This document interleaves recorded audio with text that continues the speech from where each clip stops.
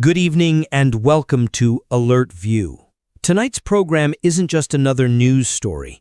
It is a forensic dissection of one of the most contentious sagas of our time. Eleanor, every great story has its hero and its villain, its victim and its tormentor. But what if the story that has captivated millions, the tale of love and rebellion that spanned the Atlantic, was built on an illusion? What if the heroine was in fact the one who wrote the script and cast everyone else in their roles? Oliver, you're starting with an absolute bombshell. You're suggesting that the Meghan and Harry story, the love against tradition narrative, was never spontaneous at all. That completely dismantles the entire public account. On what grounds are you making such an explosive claim? On the testimony of the one witness who was there in the engine room before the royal ship ever set sail, the man who was her husband long before the world became her stage, Hollywood producer Trevor Engelson. His account, pieced together from those closest to him, paints a staggeringly different picture. A picture of a woman who wasn't looking for Prince Charming, but was in fact looking for a kingdom. That is fascinating, because the world knows the story of a struggling actress who made it. But Trevor, you're saying, claims the truth is far deeper and far darker. Let's start at the beginning then. Hollywood, the American dream. How did the story begin there? On the surface, it began like thousands of others. A young, beautiful, and ambitious actress running between auditions, hoping for that one break. But Trevor insists there was a fundamental difference. Meghan wasn't just dreaming of acting, she was studying Hollywood like a general studies a battlefield map.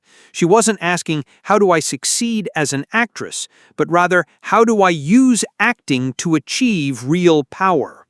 And that is the crucial, subtle distinction, isn't it? There's ambition, which is to be admired, and then there is an obsession with the climb. Did he see this obsession in her day-to-day life? Absolutely. He recounts how at any party or social function, she wasn't there for idle chatter. Her eyes were like a radar, scanning the room for the most influential person, the most important producer, the director with the most authority. It was never about making friends. It was about getting closer to power. She knew that proximity to power grants you a measure of it. It's reminiscent of what behavioral experts say about predators in the natural world. They select their prey with precision and then strike. But in the human world, the prey is opportunity. What's more telling, though, is how she handled her personal relationships. And this is the most unsettling part of his testimony. He describes her relationships as transactional. She wasn't meeting a person, she was assessing an asset. Are you useful? Do you open doors for me? Can you move me one rung higher up the social ladder? If the answer was yes, you were in her inner circle. If the answer was no, you would vanish from her life, suddenly and without explanation. Close friends, he claims, were dropped overnight because they no longer served her ambition. This cold, methodical behavior, did it ever affect him personally? Did he feel that he was part of this plan? Absolutely. He admired her drive and ambition, but he began to notice something peculiar. Her interest wasn't just in money or fame, but in titles and high status. He tells a story of a party they attended where a minor European aristocrat was present, someone with a title but no global fame. Meghan, he says, became fixated. She wasn't interested in his personality or his work. She was asking precise questions. How did he get his title? What privileges came with it? Who else in Hollywood had aristocratic connections? My goodness, that isn't mere curiosity. That's research. She was gathering intelligence, as if preparing for an exam. And it begs the terrifying question he must have later asked himself. If she saw that man as just a title, what did she see when she looked at him, her own husband? A life partner, or merely a placeholder title? The title of Mrs. Engelson. Precisely. He felt he was just a stop on her journey. Their marriage, which seemed like a Hollywood love story with a fairy tale wedding on the beaches of Jamaica, he now sees in a completely different light. She wasn't celebrating love, she was celebrating her arrival at a new level, one that gave her the legitimacy to launch towards something far greater.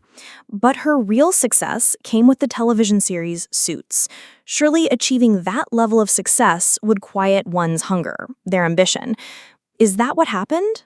It was the exact opposite. Success didn't extinguish the fire, it poured petrol on it.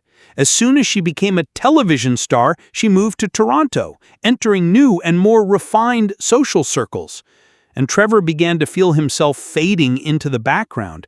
The phone calls grew shorter, the visits became less frequent. When he did visit her, he felt like a guest in his own wife's life, not a partner. She had, in her mind, outgrown him. And so we arrive at that bitter moment of realization. The moment you understand you are no longer necessary in the script of the person you love. How did it end? How was the separation executed? This is the most brutal part, the part that reveals everything. There was no long discussion, no attempts at reconciliation. He describes it as an execution of the relationship, cold, swift, and decisive. And most humiliatingly, the way she returned her wedding ring. She didn't do it face to face. She didn't send a mutual friend. Reports claim she sent the wedding and engagement rings back in the post, in a padded envelope, as if she were returning a faulty item from an online shop. No, that is incredibly cruel. That goes beyond a simple breakup. It is a deliberate humiliation. It is a clear message stating, you never mattered at all. It reveals a personality that will not hesitate to crush anything in its path, even the heart of the man who supported her for years. And that is the pattern Trevor speaks of. The woman who presented herself to the world as a victim of cruel protocols was the very same woman who showed no compassion or empathy to her own husband. She simply erased him from her story. She rewrote her own history to appear as a self-made woman who got there alone. And now it all falls into place. After disposing of her Hollywood past, she immediately began constructing her royal future. She scrubbed her social media accounts, changed her style of dress, and began focusing on humanitarian work that aligned with the interests of the royal family. She was preparing herself for the bigger role even before she met the prince. Which is exactly what Trevor asserts. Her meeting Prince Harry wasn't a coincidence or a stroke of luck. It was the inevitable result of years of planning, climbing, and maneuvering. She had placed herself in the correct orbit, waiting for her path to intersect with the planet she coveted. And when it happened, she was perfectly prepared. It is a stunning and frankly terrifying story because it means that everything we've seen, the interviews, the tears, the accusations, was simply the continuation of the same performance she began a decade ago, the performance of a woman who knows exactly what she wants and is willing to pay any price and make anyone else pay the price to get it.